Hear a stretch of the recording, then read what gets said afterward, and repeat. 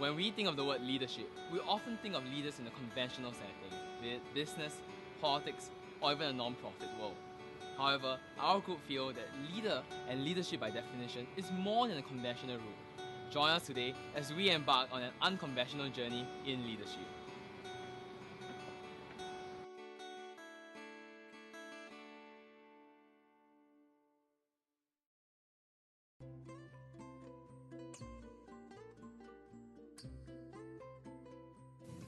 I think first we have to define what is a leader, right? I remember when I got the scholarship from my trustees in Kappa, the chairman was asking me, you're only a leader if the people that you lead think that you are. Well, I think leadership is effectively the capacity to skillfully influence changes. And I see an evolution of how I lead.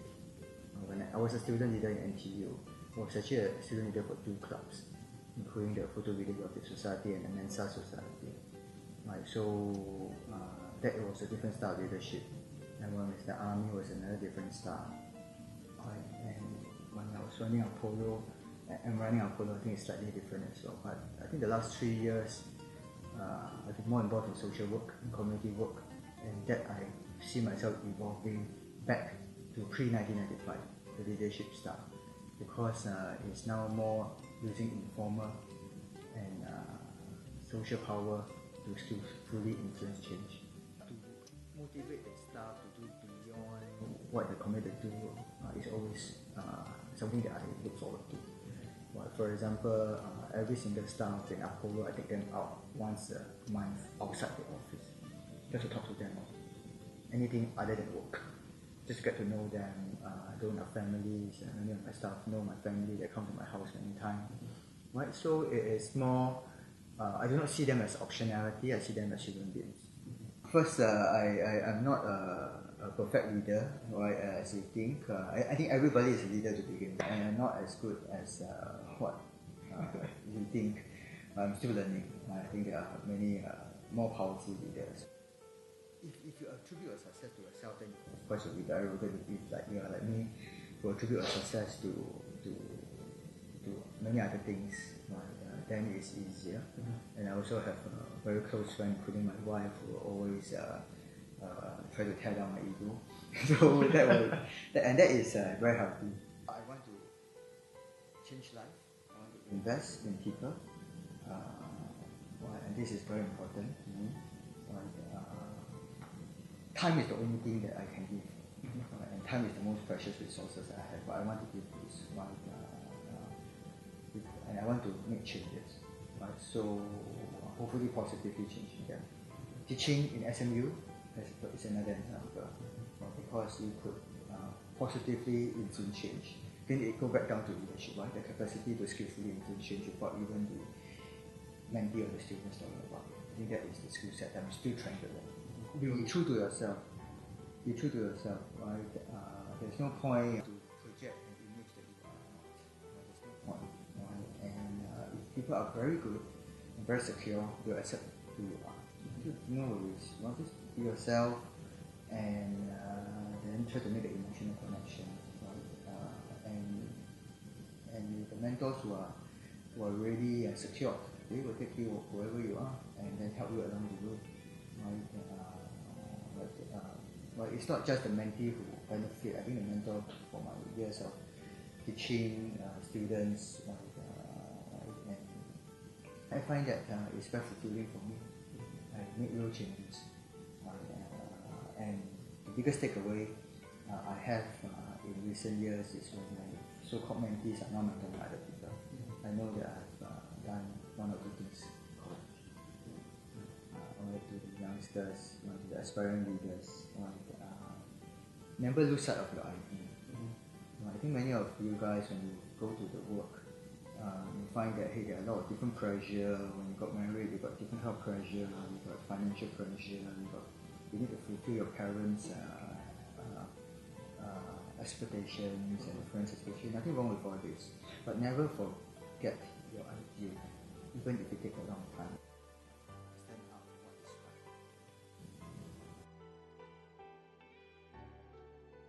was in my secondary school, then weekend I start to join a group of friends, and later they join secret society, and I also involved with secret society. So through the secret society activities, where I start to learn how to smoke, and also at that time marijuana was one of the drugs that people used to smoke, and so at that age everything you want to try, and so I try marijuana, and I find that it's quite cool at that time. So once I got the opportunity to, I left school, and then I joined my gang and find job out there, and so I get things turned from bad to worse.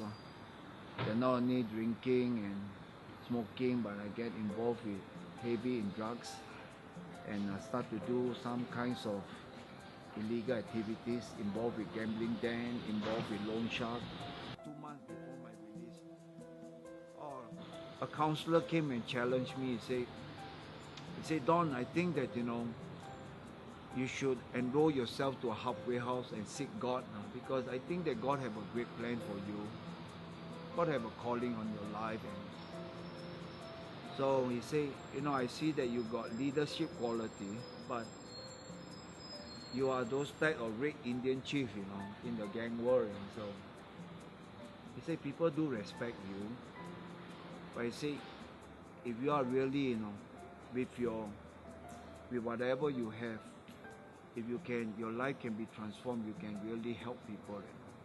And so I believe that leadership training, there are times that you have to have class training, the lecture type of training, but you also have to have field training, and you also have to have really involved in, you have to have relational type of leadership, so that people really believe you in what you are doing. At the end of the day, if your life is able to help somebody to have a better life, I think that will bring even greater satisfaction than money can bring. All those prisoners like myself, after second time, third time, all of them want to change. But the question is how to change. And so since I found a way, then it's also my duty, that my desire is that I can save as many people as possible, and also show them the way that that right now, that the way that I'm enjoying life right now, so that they too can enjoy life and also have a real purpose of life.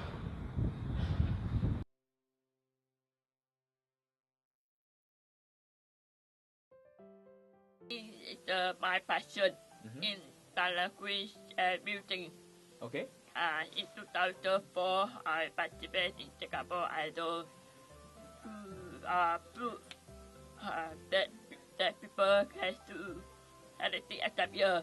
So along the way, I inspire many people to language and building. Then in 2000, then I worked with the Singapore Association for the Deaf to manage 55th anniversary event for them.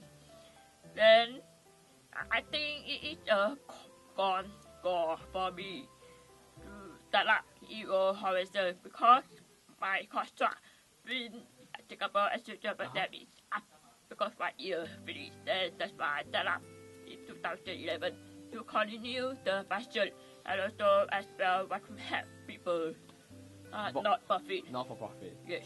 So it's, and this is your full-time job. Actually, the main revenue comes from performances.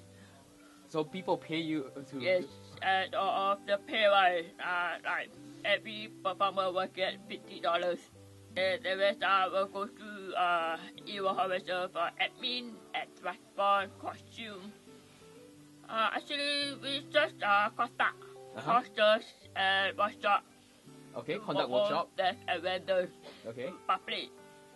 And at the same time, we get great job for the deaf to teach that have a computer duty on their,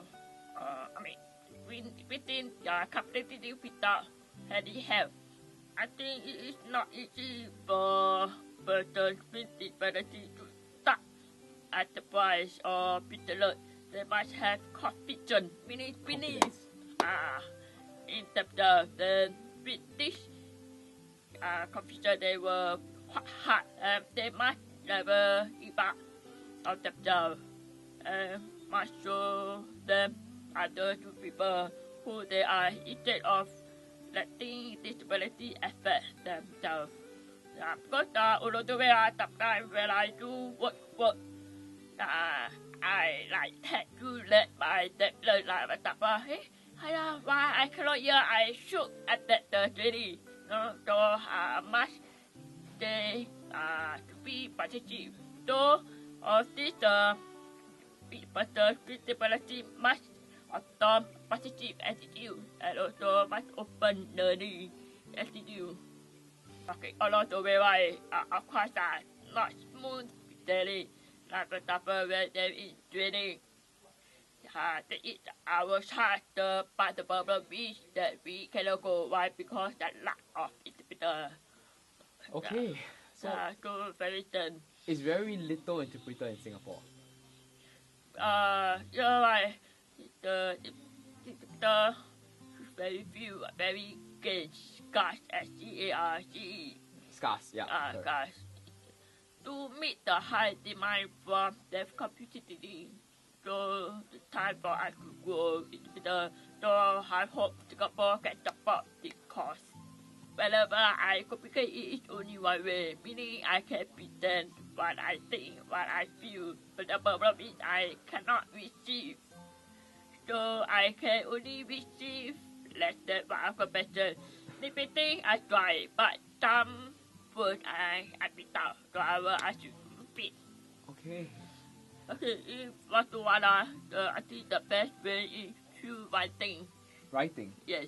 If good repeating involves more than two people, I need to for interpreter or to other way to complicate. For example, take a lot of time and also patience. So everyone reach. Okay, right. So if it's a big meeting, yeah. You need an interpreter, so you will be sign language. Yes. And then everybody else will be talking, and then the interpreter will sign language back to you. Correct. It's really hard, right? Yeah. We have just embarked on an unconventional journey on leadership. We have met a loan shark turned pastor, a lady suffering with her own disability, helping others. All this goes to show that there is no one true path to being a great leader or leadership in the first place. Your journey in leadership will vary. You have your ups and downs, but I can guarantee you that it's going to be rewarding. On behalf of Dinah, Ben, Wen Chun, thank you all for joining us on this unconventional journey. Good luck.